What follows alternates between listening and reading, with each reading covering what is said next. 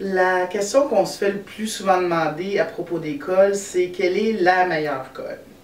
Et il n'y a pas de meilleure colle, en fait, ça va dépendre qu'est-ce que vous collez avec votre colle. Donc, je vous les présente. La colle GS Hippo est une colle qui va coller en 5 minutes. Et vous faites très attention à vos doigts parce que ça colle très bien la peau.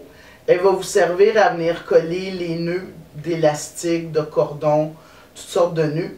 Vous mettez 1 ou 2 gouttes maximum, mettez-en pas plus parce que ça peut rendre votre nœud cassant en séchant. Avec la petite aiguille qu'il y a au bout, ça vous permet de venir coller des tout petites surfaces sans qu'il y ait de la colle partout. Donc vous mettez juste un petit touch de colle sur, ici c'est des petits cabochons.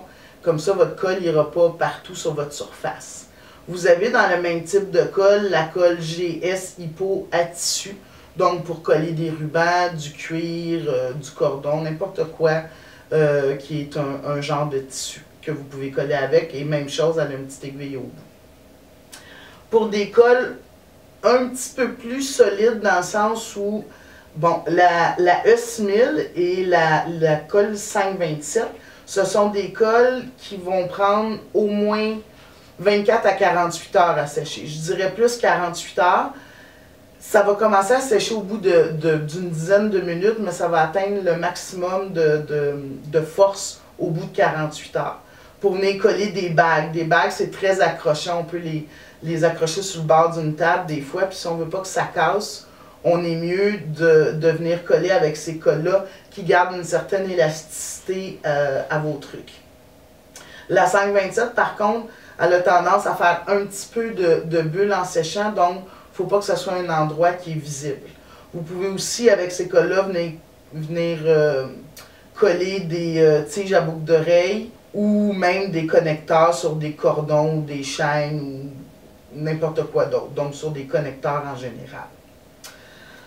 On a aussi la colle contact. Comme toutes les sortes de colle contact, l'idée c'est de venir mettre égale quantité de colle sur les deux surfaces à coller. Vous attendez que ça sèche. Il faut qu'au toucher, ça soit plus vraiment collant. Et une fois que c'est fait, vous allez unir vos deux surfaces ensemble. Et là, il faut que vous soyez sûr de votre affaire parce que c'est très difficile à décoller après. Donc, dans ce cas-ci, on est venu coller du cuir. Ça aurait pu être du tissu sur une forme de bois.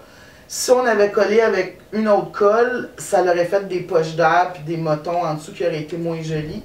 Avec la colle contact, ça fait plus lisse.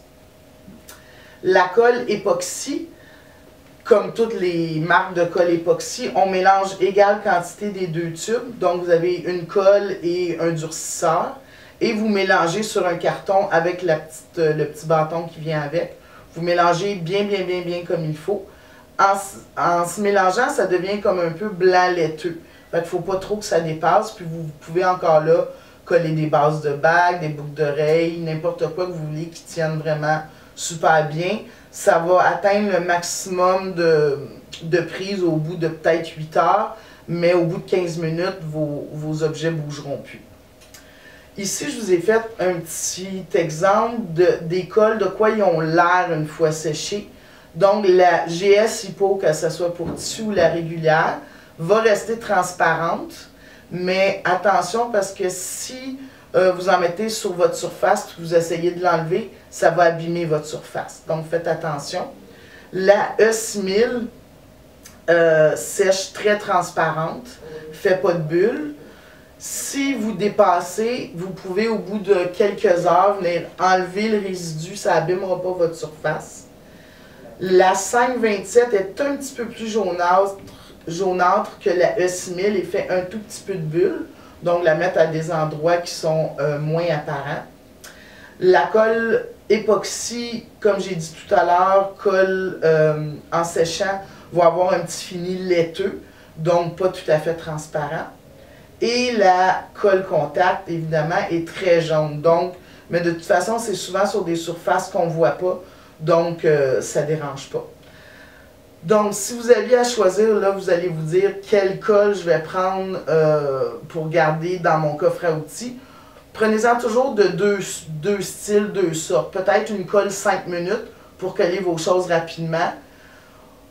Ou au lieu d'une colle 5 minutes, ça pourrait être une colle 15 minutes. Et prenez une colle qui va coller à long terme pour que vous ayez le temps de venir placer vos choses à coller puis que ça ne colle pas trop vite.